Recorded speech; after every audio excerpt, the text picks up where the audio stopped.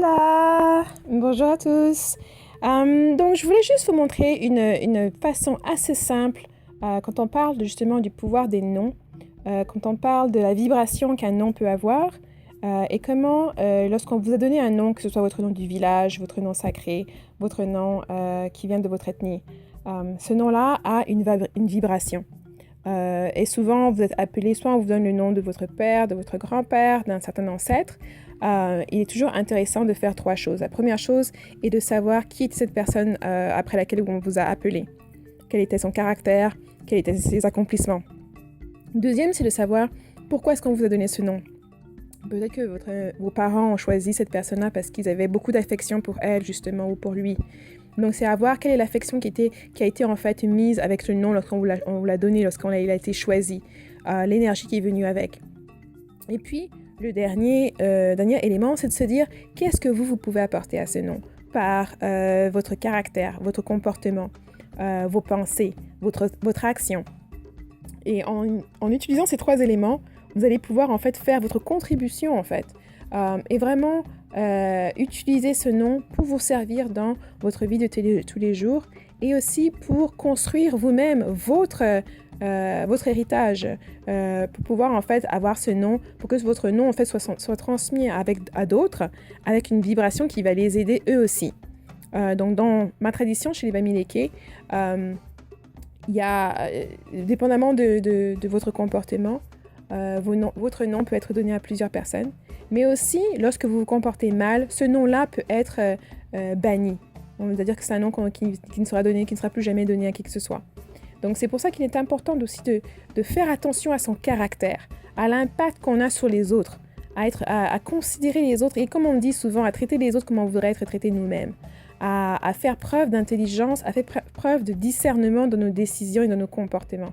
Et c'est extrêmement important, je ne peux pas le stresser plus que ça, de vraiment justement avoir un impact sur cette terre qui va être un impact qui va nous aider à construire, à avancer plutôt qu'à régresser. Okay? Et puis, je voulais vous donner aussi un petit exemple assez plus visuel, plutôt auditif aussi, d'une personne qu'on m'a récemment fait découvrir, qui s'appelle Michael Trapson. Et moi, c'était un genre de musique que je ne connaissais pas du tout, qui vient des États-Unis, qui en fait est là depuis déjà un petit moment dans la musique de underground music. Et en fait, ce qu'il a fait, c'est qu'il a pris en fait tout ce qui est le contexte. En fait,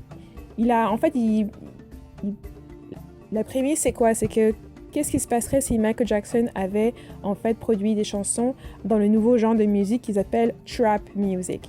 Et son approche, c'est qu'il prend en fait ce que Michael Jackson aurait fait. Donc, c'est-à-dire que quand vous allez écouter la chanson, vous allez voir que tout de suite, vous allez reconnaître un peu le son que Michael Jackson pourrait apporter. Il y a comme une connotation de Michael Jackson à reconnaître, mais il le fait à sa propre manière. Il apporte sa propre énergie dans ça. Il apporte sa propre perception, sa propre conception, sa propre originalité. Et je pensais que c'était un bon exemple à partager avec vous pour vous montrer comment honorer vos ancêtres. Là, Michael Jackson fait partie de notre nation, de notre famille, et je pense que c'est une façon assez bien de l'honorer dans le sens où on a quelqu'un qui va produire de la musique qui va être une musique qui va reprendre un peu ce que l'ancêtre a fait, mais y ajouter quelque chose de plus.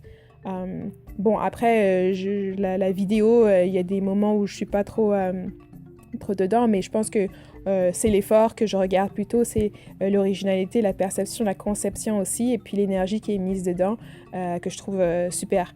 Donc, je mettrai dans la boîte de description un lien à cette vidéo, Michael Jackson and I Dab.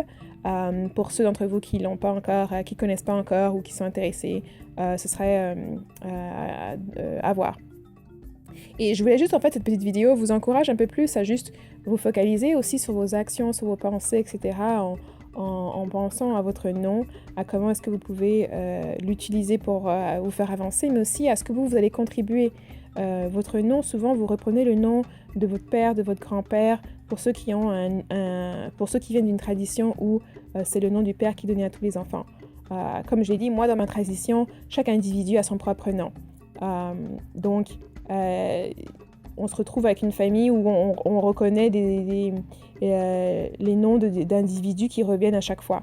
Donc, c'est important pour vous de prendre ça en considération et puis de vous dire, OK, qu'est-ce que cet individu a fait? Qu'est-ce que moi, je peux amener à la table? Qu'est-ce que moi, je peux contribuer à l'héritage qui est en train de se façonner pour qu'à mon tour, lorsque les gens évalueront s'ils veulent donner mon nom à quelqu'un d'autre, ils puissent avoir justement ces éléments sur lesquels se reposer. Donc ici, on ne parle pas seulement de vivre dans le présent et d'avoir un comportement responsable, mais on parle aussi de se projeter dans l'avenir et de voir comment ce comportement, les conséquences des actions qu'on pose aujourd'hui, ce qu'elles vont avoir, la valeur qu'elles vont avoir pour demain, lorsque votre nom, quelqu'un devra choisir ou pas de donner votre nom à son enfant. Donc, j'espère que ça a été utile et puis bien sûr, passez une très belle semaine, une bonne journée. Et puis, si vous avez des questions, n'hésitez pas à me les envoyer comme d'habitude. Merci beaucoup et bye bye!